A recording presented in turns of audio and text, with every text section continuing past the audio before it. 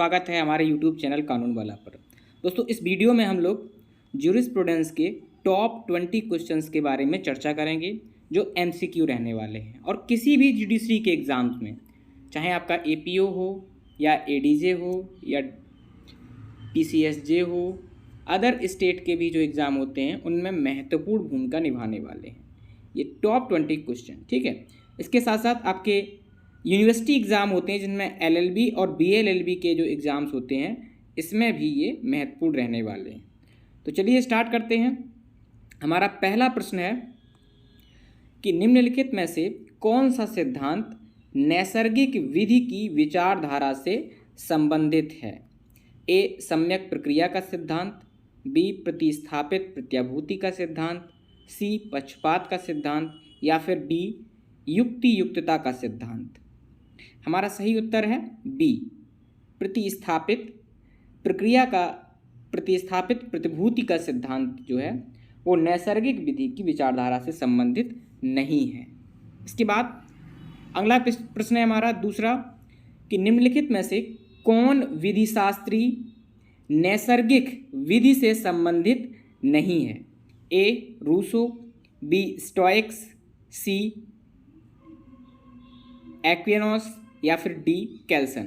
इसका सही उत्तर है D कैल्सन जो है वो प्राकृतिक विधि की नैसर्गिक जो प्राकृतिक विधि है उससे संबंधित नहीं है। अगला प्रश्न है 3 कि विधिशास्त्र मानवीय एवं दैविक चीज़ों का ज्ञान है, न्याय अन्याय का विज्ञान है। यह कथन है कीटन का, अल्पियन का, सेवनी का या ऑस्टिन का। इसका सही उत्तर है B ये कथन अल्पियन का है।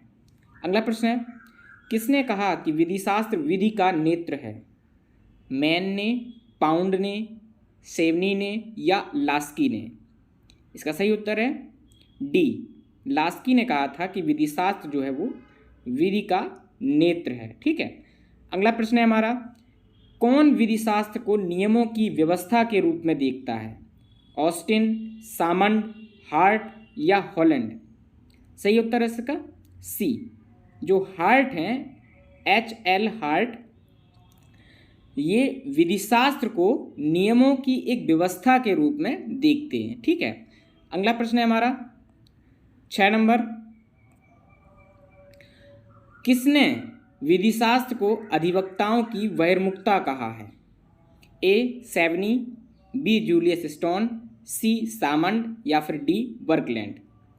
इसका सही उत्तर है B जूलियस स्टोन ने विधिशास्त्र को अधिवक्ताओं की बहिर्मुखता कहा है। ठीक है, अगला प्रश्न है वकीलों का कार्य शब्दों से है, ये उनकी कला के लिए कच्चे माल हैं। ये किसने कहा था? जूलियस स्टोन ने, बर्कलैंड ने, लॉर्ड मैकलिन ने या कोर्डोजो ने। इसका सही उत्तर है A जूलियस स्टोन ने, क्योंकि अगर कहीं पर वकील शब्द आता है दोस्तों तो आप इतना समझ लीजिए कि इसका संबंध जो होगा वो जूलियस स्टोन से होगा। ठीक है, अगला प्रश्न है नैसर्गिक विधि की आधारशिला रखी थी? हॉब्स ने, हेराक्लिटस ने, ऑस्टिन ने या अरस्तु ने। सही उत्तर है B हेराक्लिटस ने नैसर्गिक विधि की आधारशिला रखी थी। अगला प्रश्न है नैसर्गिक विधि का विस्तार, नैसर्गिक विधि का विचार सर्वप्रथम प्रकट हुआ था? फ्रेंच क्रांति में, अमेरिकी स्वाधीनता क्रांति में, यूनानी ग्रीक विचारधारा में या रोमन विधि में। इसका सही उत्तर है C यूनानी ग्रीक विचारधारा में नैसर्गिक विधि का विचार सर्वप्रथम प्रकट हुआ था। अगला प्रश्न है 11 नंबर राजनीतिक समाज का आधार सामाजिक संविदा है, यह कथन किसका है? A प्लूटो का, B लॉक का या फिर C ग्रोसियस का या फिर D हॉब्स का, हॉन्स का। ठीक है दोस्तों, यहाँ पर C और D में थोड़ा अंतर हो गया है, C नीचे हो गया, D ऊपर हो गया है, लेकिन इससे कोई मतलब नहीं है। आप इसको C को C पढ़िए और D को D पढ़िए, स्थान बदलने से कोई मतलब नहीं है। ठीक है, तो 11वां का उत्तर है ग्रोसियस, C इसका सही उत्तर है। तो जहाँ पर अगर आपको संविदा शब्द दिखाई पड़ता है तो उसका निश्चित रूप से ज़्यादातर संबंध जो होता है वो ग्रोसियस से होता है, तो इतना आप याद रखिए, ठीक है। अगला प्रश्न है 12 नंबर, सामाजिक संविदा के सिद्धांत का प्रतिपादन किसने किया था? रूसो ने, प्लेटो ने, लॉक ने या डी ग्रोसियस ने? इसका सही उत्तर है डी ग्रोसियस ने। तो यहाँ पर भी सामाजिक संविदा शब्द आया है तो इसका संबंध भी ग्रोसियस से है, ठीक है। लेकिन हर बार ऐसा नहीं होगा, ज़्यादातर ऐसा ही होता है, ठीक है। अगला प्रश्न है 13, विधि से अभिप्राय है राज्य का संपूर्ण विधि विधान, कोई विशिष्ट कानून, नैतिकता के नियम या फिर डी प्राकृतिक न्याय के नियम? सही उत्तर है ए, विधि से अभिप्राय है राज्य के संपूर्ण विधि विधान से, ठीक है। अगला प्रश्न है 14 नंबर कि विधि शास्त्र विधि के मूलभूत सिद्धांतों का वैज्ञानिक संश्लेषण है, निम्नलिखित का कथन है। तो ये जो कथन है ये किसका कथन है, ठीक है? एच.एल. हार्ट का, फ्रीडमैन का, जूलियस स्टोन का या फिर C.K. एलन का? इसका सही उत्तर है डी, C.K. एलन का कथन है कि विधि शास्त्र विधि के मूलभूत सिद्धांतों का वैज्ञानिक संश्लेषण है, ठीक है। अगला प्रश्न है 15 number, the province and function of law नामक पुस्तक लिखी गई थी? ए. एच. हार्ट द्वारा, बी. पाउंड द्वारा, सी. कैल्सन द्वारा या फिर डी. जूलियस स्टोन द्वारा? इसका सही उत्तर है डी, जूलियस स्टोन ने ही the province and functions of law पुस्तक लिखी थी, ठीक है।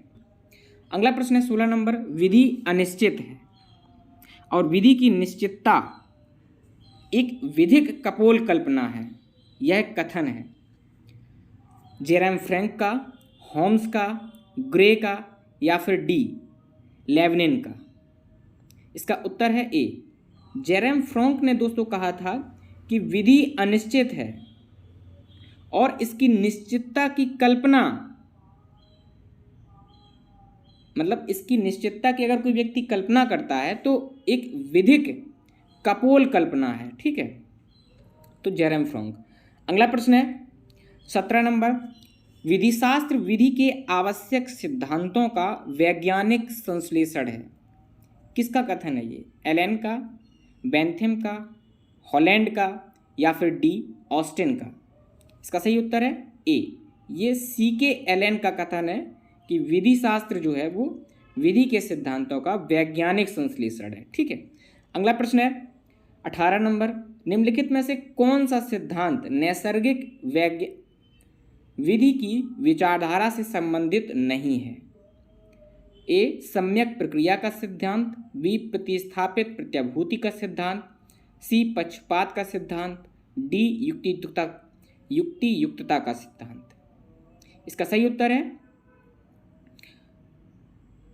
बी, प्रतिस्थापित प्रत्याभूति का सिद्धांत जो है वो नैसर्गिक विधि के विचारधारा से संबंधित नहीं है। अगला प्रश्न है 19 नंबर, निम्नलिखित में से कौन विधि शास्त्री प्राकृतिक यानी कि नैसर्गिक विधि से संबंधित नहीं है?